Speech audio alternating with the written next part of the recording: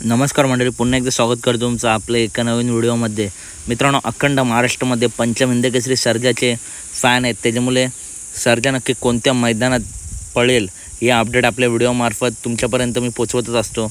मित्रांनो, आज श्री ज्योतिर्लिंग केसरी भव्यदिव्य आदत बैलगाडी शर्यत मादलमोठी तालुका खानापूर येथे भव्यदिव्य मैदान संपन्न झालं आहे। या मैदानामध्ये पंचम हिंद केसरी सर्जा मित्रांनो गट क्रमांक 8 मध्ये मित्रांनो आज पळाला तुफान असा स्पीड लागला आहे। जो सोबत आदत नंदी आहे त्याने सुद्धा सर्जाची चांगली अशी साथ दिली आणि खुल्ला असा गटपास केला आहे।